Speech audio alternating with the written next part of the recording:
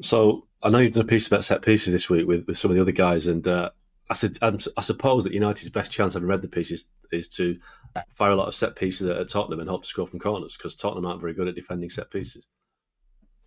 No, they're not, and they are something of an outlier in the Premier League anyway, in not having a specialist set piece coach, and it's something that Postecoglou's kind of burned a lot of political capital by defending it, really, and it's not really made a lot of sense. The argument that he's making, he sort of says, he's had this put to him a few times. Tottenham have conceded, I think it's 10 goals now in all competitions from set pieces. And it was really kind of brought home in the North London derby when, it was a tie game. Tottenham played Arsenal, and Arsenal scored 1-0 goal from a corner.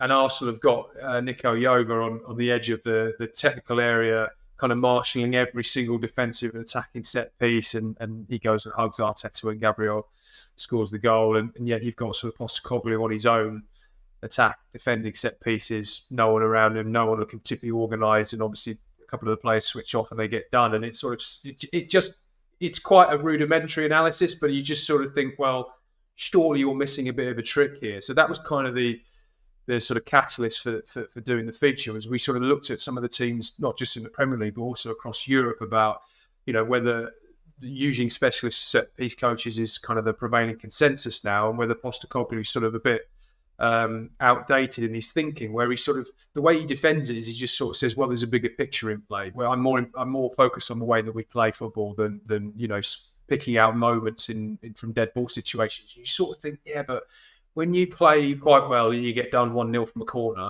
and it happens quite a bit, are you not missing a bit of a trick here?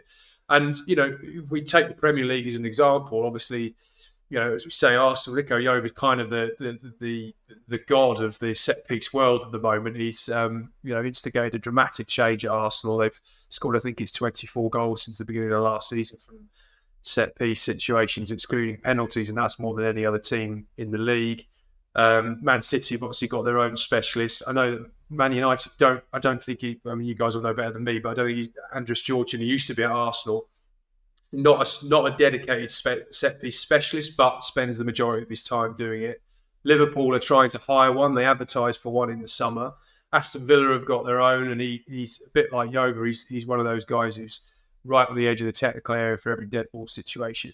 But it was interesting when we talked about some of the other clubs across Europe that in Italy it's not really seen as the sort of specialist set piece phase has kind of come and gone, really.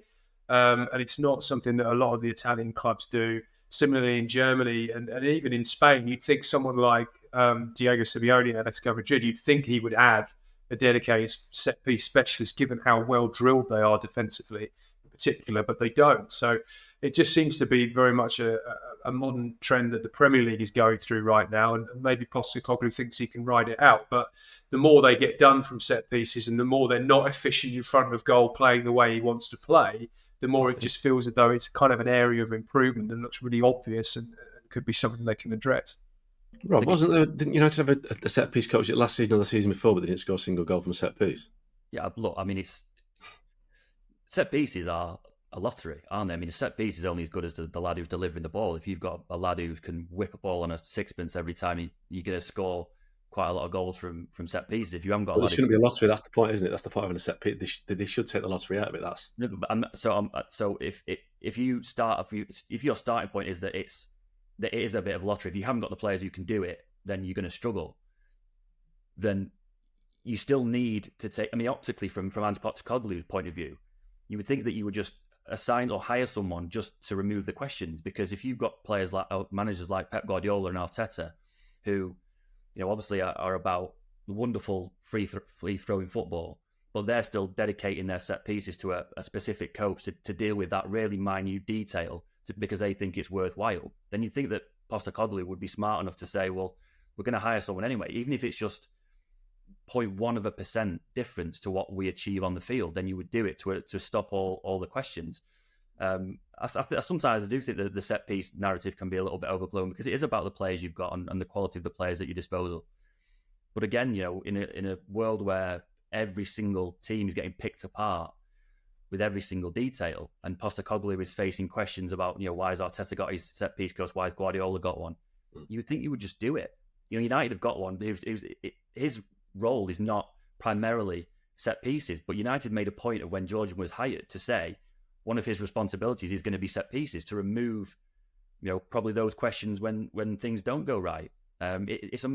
Optically, I just think it's an odd move from Postecoglou. I mean, fair enough if he thinks he can ride it out, but it's just a stick that he can be beaten with week after week after week, and the more he kind of doubles down on it, the more you just think, well, hang on a minute. You start to question other things, don't you? Really. I think if fans see something that obvious that feels as though it can be rectified, and it is an outlier against the other top teams in your division, you do have these set-piece specialists and do spend seemingly more time on it. You just think, well, as I said earlier, you're just wasting a lot of political capital defending something that you could actually resolve. But I'm surprised you call it a lottery. Do you think penalty shootouts are a lottery? I mean, well, yeah, in a sense that. But they're not, are they? I mean, you're going to go back, Gareth. No, they're a lottery in the sense that I believe there's a lot of work you can do to improve your chances. But essentially, it is. Set pieces and penalties at the end of the day are. I'm not suggesting that you shouldn't put work in. I know that Gareth Southgate with the England team did a load of work with players when they were taking penalties and even to the point where who receives a player when they walk back from the penalty spot. I'm fully on board with all that kind of stuff. But I can understand Postecoglou saying to questions about set pieces, well, saying, well, there's a bigger picture. Of course, there is a bigger picture, but I would also say from it's something that you probably need to cover, even if it's just to stop the question. And I imagine from Gareth Southgate's point of view with the England penalty shootouts that a lot of the work that they put in obviously has helped to a little bit of degree, but you want to be seen to be putting the work in. Do you know what's happening here? It's massive. It's just as big as actually doing it. Mikel Arteta is getting praised for what Sam Allardyce and Tony Pulis were criticised for in terms of, focusing on set pieces. Now, Tony Pulis had Rory Delap and he was absolutely castigated. Oh, it's Stoke, it's a long throw guy, direct football. Sam Allardyce used to work endlessly on set pieces at corners and, Kevin Davis at the near post, and they would score lots of goals. And it's just good preparation by a coach. But when one of the more modern coaches is kind of forward thinking, it's not work on the training ground anymore. It's a set piece specialist. Yeah, football is always focused. It used to be the refuge of the damned, didn't it? Yeah, Rafa Benitez used to complain. A shortcut for an inferior team to be able to try and compete with a side that supposedly could play football better. Yeah, but criticising people for it's basically people they only went direct. Well, football maybe is going more direct. I look at Man City sometimes, and people look at Pep Guardiola's Barcelona team and City's his early teams at City. A lot of smaller players, but now you look at Man City, they're a big team. Arsenal are a big team, and when you're a big team, you kind of exploit that by making sure that you can take advantage at corners, at free kicks, at set pieces. But if that was a Sam Allardyce or a Tony Pulis team, it's long ball. Rafa Benitez, Arsene Wenger used to complain endlessly about being beaten at Bolton because they lost at a corner or a free kick. But the top teams are now taking it on board, but repackaging it, polishing it a little bit, make it sound like it's forward thinking. It's not. It's just repackaging what has always happened in the game. That the better teams, the best organised teams, put a lot of attention on set pieces. I think it's just detail, isn't it? At the end of the day, it's detail, and the best teams usually pay a lot of attention to the details and do the little details better than everyone else. And if it's something that you can do to gain that tiny little advantage, particularly in a game where lots of the teams are very, very well matched, particularly in the Premier League, there isn't. I know that City and Arsenal are way above the rest, but the rest of the pack beyond, there's not an awful lot between those teams. And if it's something that you can do to gain that tiny little advantage, then surely I'm surprised that, like James said, I'm surprised that Postecoglou is sticking to it as much as he is, because he does come across as a very forward-thinking kind of modern coach. You would think that he'd be able to see what was going on, but I think maybe that's run into his own sort of stubborn personality. Well, and it's also with him, it's an extension of a wider problem, which is that his style of play that he's so wedded to, that he's so committed to, and really uses as a defence, the bigger picture argument. They give up a lot of chances playing that way. So there are already some concerns defensively from open play. So if you're kind of adding to that by switching off a set pieces or exhibiting a vulnerability at set pieces, then it's only going to compound those questions about the style of play that he's so effusive in defending. But look, set pieces are ultimately about human error, right? It's the same with penalties, it's the same with corners, it's the same with free kicks. It's about minimising human error. And either as an attacking coach, you try and create that human error by doing something different, a creative tactic, switching players around. And from a defending point of view, it's about minimising human error. Organisation, knowing what players to mark, knowing spaces to mark, knowing how to mark. And, ultimately what happened for those, corners for the corner for the goal in the North London derby was Christian Romero made a mistake, switched off, and Gabriel scores. So that is about human error.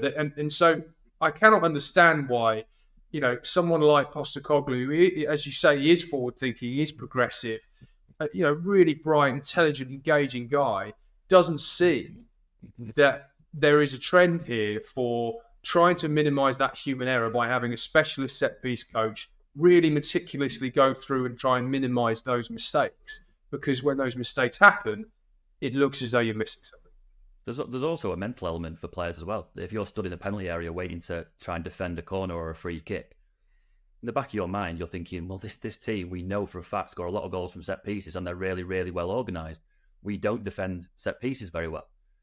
Just beyond any kind of physicality, the mental element that's in your head, anytime a corner's being dropped in your box or a free kick's being dropped in your box, plays a part. So why would you not just eliminate that? If you've got a recurring weakness, teams target it, and if that recurring weakness suddenly has, we've hired this coach, then the opposition team's thinking, well, they'll be working on it more now. So you're right, it's just a subtle difference which Postecoglou could nip it in the bud straight away by saying we've got a set piece coach, but maybe he's one of these coaches that doesn't want to surrender that responsibility. It's a case of a collective coaching team that I'm sure they work on set pieces in training, but they just don't have it under the umbrella of a set piece coach. And he's not going to do it now, is it? Because it's a sign of weakness now. We should also say that, even Guardiola's not impervious to the fallibilities of this. Look at what happened with the Arsenal game the other week. City obviously conceded that big chance to Gabriel moments before. It was basically two of the exact same corners, weren't they? It was Saka whipping it to the back post, Gabriel header. The first one's off target, the second one they score from. And so these vulnerabilities are there to be exposed by even the best sides. You think, well, if Arsenal can find that kind of edge against Manchester City, all-conquering City side, then surely a team like Tottenham would be looking to try and do the same. If Mikel Arteta suddenly gets Ben White taking long throw-ins like Roa de Lap, is he praised for finding that extra 1% as a genius, or is he labelled another Tony Pulis? It's all perception, isn't it? Well, City scored a goal the other day from Edison, pumping the ball as far as he could to Haaland, who bars someone out of the way and put it in the net. If that was I was on Twitter yesterday, and there's a 90s football video feed, and it basically, it refers back to 30 years ago this week, or whatever. And it was a Wimbledon goal at Liverpool, and it's almost like I just wish the new generation, the younger generation, would watch this, because this is what football used to be like.